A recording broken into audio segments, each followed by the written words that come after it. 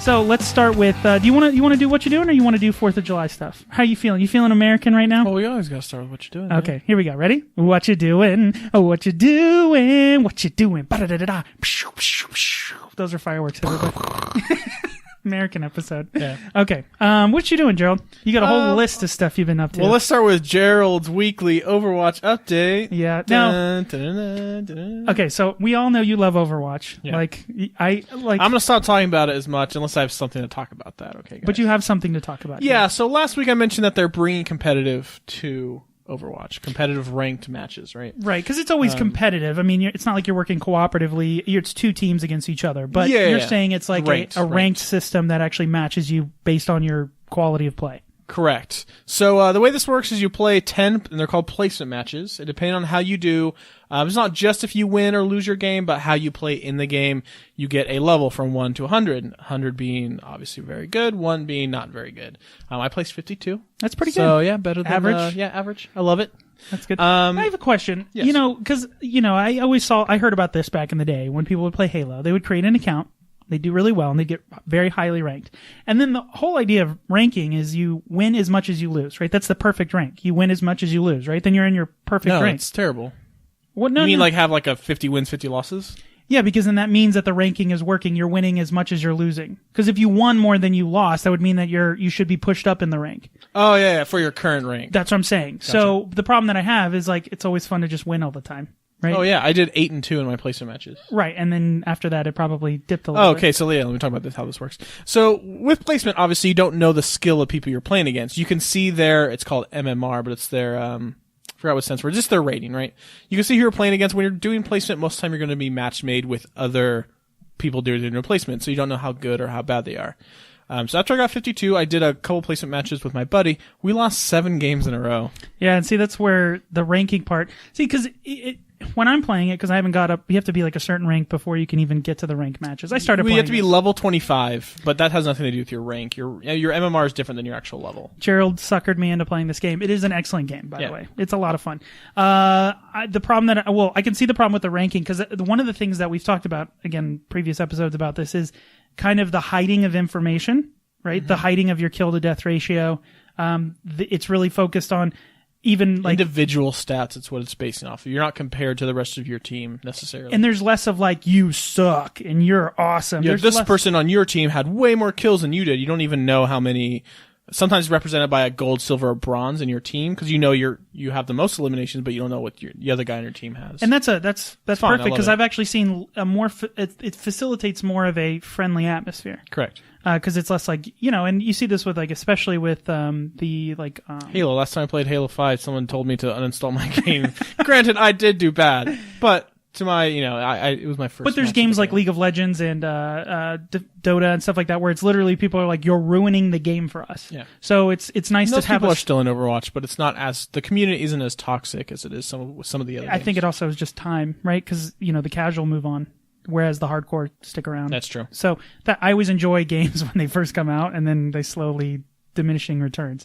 But the thing that I was worried about with ranked is when I'm playing it just kind of casually, there's less of there's these different types of players when you play board games, right? I forget their specific names, like Spike, and like they give Tommy and different things like that. And like when you play a game, what are you focusing on? Like winning, like is at all so they're cost? Named for the style of the way they play. So like winning at all cost, that's like the Munchkin player. Like it doesn't matter what I need to do as long as I need to win. The other kind of play in my play style, I think I might be wrong, but I think I'm like, I don't mind winning or losing. I mind winning in different ways. Like, oh, does this work? Does that not work? And this game like facilitates that crazy, because there's like how many heroes? 21 different heroes, and they all have their own unique abilities and gunplay. Really unique too. Yeah, and so I can win the game, quote unquote, when I'm playing in so many different variations, and that's fun and refreshing. But at the same time, it's like when you go to Cheesecake Factory and they have like too many things to choose from, and you're like, I don't know what I want.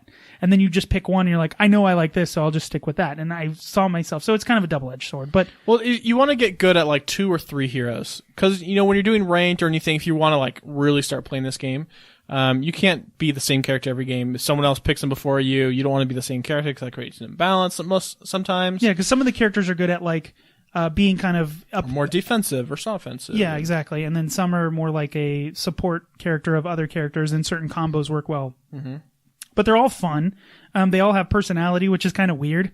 Most single You'll wait for a match, and some two characters that are like, they know each other in the canon, I guess you could say, like we'll have a little conversation with each other. Yeah, I mean, it's little things like that that actually make it it's already got super polished because it's Blizzard. Mm-hmm. But I was just going to say the casual part, because of that, it allows me to enjoy it more because it's just like, oh, enjoy having fun in this kind of sandbox character pick.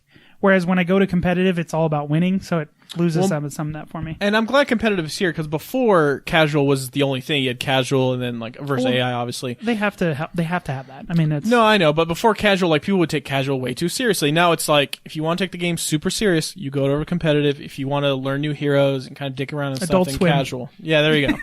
But my biggest thing, get off my lawn, Blizzard, is I don't think the competitive way you rank and all that stuff has really been worked out right. My thing is, like, if you win a game, it bounces or gets you the average of the MMR each team. If you win the game and they're over leveled than you, their average, you'll get more experience. Where if they're under, you'll still get experience, but not as much to the next level. That makes sense. That makes sense.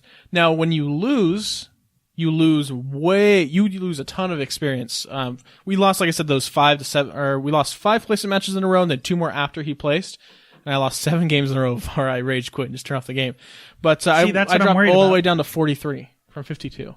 Because you lose one game down a whole entire level. See, yeah. So there is definitely some balance, and this is their first season, and they know there's going to be some tinkering that needs to be done. It's Blizzard. They should have a pretty good idea of how to match make. Yeah, but you don't know, because they had the PTR out, like I mentioned last week, but you don't know until it gets in the hands of millions of players how it's going to work out. And I'm sure there'll be some retweaking and stuff they're going to do. But those are my frustrations with the game right now. But I have not had this much fun playing a video game in a long time. The last time I had this much fun playing a first-person shooter online was probably Counter-Strike. I would say probably Halo 3 is the last time we had this much fun. Halo. I was talking about PC, because I'm playing it on PC. Oh, okay, yeah. They have it out for all the consoles, right? But it's not cross-platform. Yeah, but you're going to get it on PC. If you're really serious about playing this game, you're going to get it on PC. Well, it's only $40 on the PC if you buy it from the bare bones edition, whereas the console is all $60. Yep. And I don't know if you get all the extra stuff. You do. First of all, here's a get off my lawn. Like the skins, the tagging, the clothes, they have like taglines that you can buy. It's like, come on, man. Like, really? Yeah, but if you're I a see fan of the game, do you not I like get it. I see it as like, it feels dirty. Like a money grab. Because it's like the South Park episode. Like there's a 10% of the population of gamers that are like collectors, right? They want everything. It doesn't matter what it is.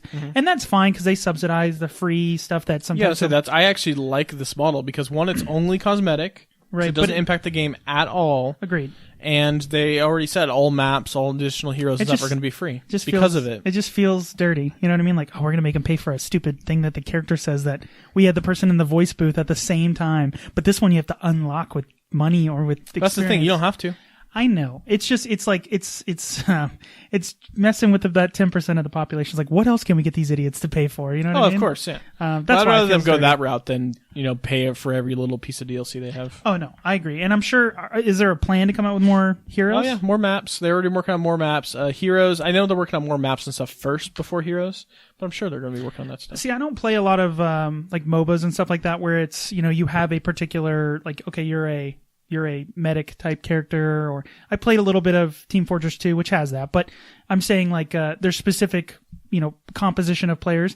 I don't play those games, so I don't have a lot of fun other than being the run and gun guy, which is fine, but it's just like, I have to break that habit because I'm like, I'm just healing people. This is kind of boring. But at the same time, Mercedes can have some pretty clutch moments. No, agreed. I played as her. I actually really enjoy her, but it's one of those things, it's like when you're playing a video game and you're like, oh my God, I wasted so much time. It's like, this whole thing is a waste of, you know what I mean? Like, yeah. Like you were talking about losing 7 matches, like, oh, I wasted all that time I spent getting my rank up. It's like, this is a microcosm of like, you're wasting time playing a video game. So yeah, video games are a waste of time. Right, exactly. But it's just funny when a video game makes you say that out loud. It's like too meta, man. The world's going to turn inside out. But I would definitely recommend go pick up Overwatch. It looks great, even at like low levels of graphics, and it's fun to play. It's definitely scalable from like low end stuff all the way to higher end stuff. And it's got that quick twitch fast. It's not like Halo. Halo's fast, but it's way faster than Halo. It reminds me of like back in the day, Quake and Unreal Tournament, which I used to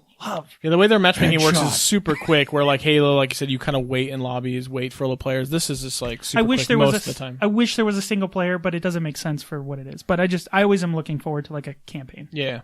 But I'm the dying breed. Right? Yeah, so go check it out. If you want to know my battle tag, email us. Yeah, for sure. We'll Yeah, play no, with you. yeah. We got to set that up. We'll do a night where we get on and try to For sure, play with yeah. some people. Yeah. So make fun of us. Other than The that, let's podcast see, sucks as much as you suck at Overwatch. What else did I do? I finished catching up. I know you and Jordan talked about this earlier, but I finally finished Jessica Jones and Daredevil. Okay, so it's been a while. Both of those came out in like February or in January. I know one came out like last year.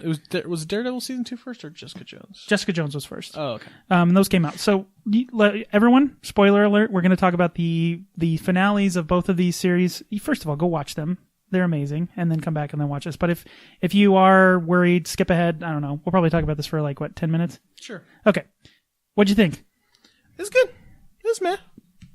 Did you enjoy? It'd be a side to like 45-degree. Okay, angle let's break them up. Jessica Jones. Jessica Jones. I feel like the villain was super awesome, super badass. Like the way he had people kill themselves and stuff, or just like So- go walk over that wall and stare at it forever. Yeah, And it showed the guy like sweating, like or his father. his dad. A lot of brutal ways, right? Yeah. Cut your heart out, stuff like that. A lot of brutal ways, and he was really cool. And the way he was killed out, how Jessica Jones killed him, was just lame. I love the ending. Lame. I get it. It was the only way it would work. He had to believe that Of finally course. it worked on her, and she didn't have the formula or whatever, the antidote. Yeah. That show. Again, there's definitely a lull, but it doesn't feel like a superhero show. That whole show is not. definitely not. It is a superhero show, Yeah. but it's unique, and that's why I think I enjoyed it as much as I did, because it doesn't fit into the same like here's a fight scene. Now there is one at towards the end of the episode where she's fighting Luke Cage. That was actually pretty cool. Throwing each other through walls and stuff. Yeah, it was awesome. And I like when she like takes the cop car and he's like beating her and she's like, "Oh my god, I'm gonna die." Mm-hmm. But the show does some pretty interesting choices of like the setting. The setting of that show is probably my favorite setting of any of the Super shows. like noir, film noir kind of style. Yeah, right? it's filmed that way, and then like how it takes place in music. like Hell's Kitchen, the music, the juxtaposition of like her crappy apartment and then like these high-rise condos with like the attorney and David. Is his name David Kerrigan? What's the guy's? I forget the actor's name. The Doctor guy, Who. I don't remember his name. but he was excellent in it. I love that he's always wearing purple. He looks great in purple. Just a cool bad guy without having to use special effects. Yeah. I think of. You watch like we always talk about like sci-fi shows and they add the special effects, or even like Firefly, like back in the day, good special effects for the time, but like you can clearly tell it doesn't have the budget of like a big production. And this gets away with telling an interesting story, a great bad guy, which is usually the hardest part of any superhero movie, is the bad guy has to be awesome. But he's ruthless and he's insane because he's in love with Jessica Jones and he will do anything, and like it's all. And I love the part when he starts to become a good guy for like a moment when he goes with her to save the day.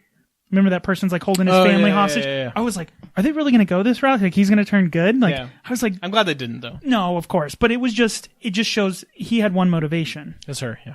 It's so cool. And that's obviously what ultimately failed him. And I know that's the only way you technically could kill a character like that. It was just kind of like this little quick moment, and he was just like, "Oh, wow, you really aren't using it. My powers really are working." And snap. See, there was a couple like threads that were left untied.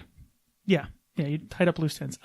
So her friend who plays, I think her name's Hellcat. Yes. So she, at the beginning of the episode, or the beginning of the series, has like a bunch of scratches and cuts all over her. Remember that? Beginning of the season? Beginning of the season of Jessica Jones. And she's like trying to hide it with like her clothes and stuff like that because she's training. Okay. And then they kind of don't go anywhere. Like, what is she training for? Like, I get that she was helping her, but like, No, she's trying to defend herself because she knows about Kilgrave. This was before Kilgrave. Or maybe she knew about him. I don't know. I think she knew about him because Jessica always like, yeah, it's Kilgrave. She's like, oh no. She knew about him. What was it, like Beach Street or Birch Street? Oh, Yeah. so cool. Her trigger words and stuff like that. And definitely, great. like, we know season 2 is coming. And well, they talked like, about the box. There was like a box of where she came from. Before she... Where they alluded to, like, there were experiments done. Mm-hmm. And I like how it's not really supernatural. There were experiments done to Kilgrave, to give him those powers, right? Yeah, that was from super. his dad. Oh, the part with his mom. Yeah. When he made his mom kill herself. Oh my god. But, just, it's like experiments, and the pill with that one guy. Whatever happened to that guy, by the way? What guy? I forgot his name. Samson? Oh, the cop? Yeah, what happened to him? Yeah, I don't know. They They left a bunch of things open. Yeah, but like where he takes the one pill and he like gets super strong. Yeah, and so does she. Yeah, so it was like I said, it was there was a couple times in the show where I was like, you're doing this just for the next season, which is fine, but it's like it doesn't have to be that heavy-handed. Like, don't write your story before this one's over. Yeah. Don't write, you know what I mean? But they have to. Yeah, and it's good. Definitely check it out if you're a fan of the MCU. You gotta though. It's definitely a lull. There's definitely like just wait. It gets better. Probably picks up in the last like 5 episodes. Just don't expect Agents of S.H.I.E.L.D. or anything like that. This is definitely more of a. It's a slower burn. Yeah, it's a slower burn. What about Daredevil too? Daredevil I thought was excellent. Better than the first season? Good. I don't know, better than the first season. The Punisher stuff was really cool. Like I thought the Punisher stuff was lame. Like the beginning, he was like really cool, right? Yeah. And then his arc went down as Elektra's, went up. Yeah. And I was like, oh, I want to see more of him, but like he completely pays it off at the end. Yeah, he does. Like spraying paint. It's funny because I'm like, they show it's kind of the same thing with Daredevil season 1, right? Like you see him in his costume. Right. Like, when is he gonna get the costume? When is he gonna get the red costume? When is he gonna get the skull on the front? Right. And it wasn't until the very last episode, just like this first season when Daredevil got his costume, spray painting the thing. So I thought that was kind of cool. I liked his storyline where they were trying. See you later, Red. Yeah, so good. Yeah. But he's getting his own show. That guy is the guy from Walking Dead is just amazing as Punisher. Yeah. I did like Elektra's arc. I like her and Matt. I like how that happened. I like the Hand is again the same problem we always have. It's just a bunch of ninjas, whatever, right? We've talked about that. I don't know. I kind of liked it. And there's a secret ancient war that's been going on, technically behind these two people with Stick leading the cast, right? Or Chast. Yeah. Against the Hand. But the ultimate weapon, I didn't really get that. So like, what was in the sarcophagus at the beginning of the season, or like the very first time we see it? Is anything in there? I think it's just it's creating the ultimate weapon, which is like I think some kind of chemical like bomb. Because remember the little kid that they try to. Stick's gonna go kill, and then Daredevil stops him at the last second, and they're called like Black Sun? Black Sky. Black Sky. Like I think it's a chemical weapon. Like the kid's full of some kind of chemical, and as soon as it... No? No. Elektra is Black Sky. Yeah, they're gonna bring her back to life. Right, but no, she is Black Sky. Oh, I didn't pick that up. Yeah. Maybe I wasn't paying attention. You gotta rewatch it. I watched a while ago. Because they put her in the sarcophagus after she's killed. Dead, quote unquote. Yeah. So like, I get that, but what was in there before? I don't know. Yeah, but she's Black Sky. 3. I don't know. I never enjoy the good guy turns bad guy. You know what I mean? I hate that. Like that is it's like, every video game you played back in the day where it's like the last match is you fight yourself. Mirror match. Shadow Link. No way. I hate that. It's like the most like crappiest, like non-thought, like, like you're beating everybody, the two of you. It'd be crazy if you had to fight each other. Yeah. It's just like lame. But a lot of the stuff like the courtroom stuff, I'm like, they were like, we almost won the case. I'm like, there is no way in hell in like modern where this guy who was murdered and like they know full evidence, 35 people, he can get away with it. It's like, no, there's no way. But it is funny how like, these shows, and there's other shows that are out there that make you root for like, it's like whenever you watch Ocean's 11, right? You're rooting for thieves, that, right? Like we're rooting for people someone who are stealing millions of dollars for really no good reason. Right. We're just like, go get it. You're the good guy. Like what a jerk that casino owner. Ex-wife, yeah. Right. Exactly. Well, here it's like Punisher, like, like go kill all these people. And like, you should be let go. Cause you had PSD and like, it wasn't your fault. Your family died in front of you and it was the DA who did it. Exactly. Like he wouldn't be acquitted. He would just be like, that was messed up with the DA. They're in jail with you, buddy. And the payoff with Wilson Fisk.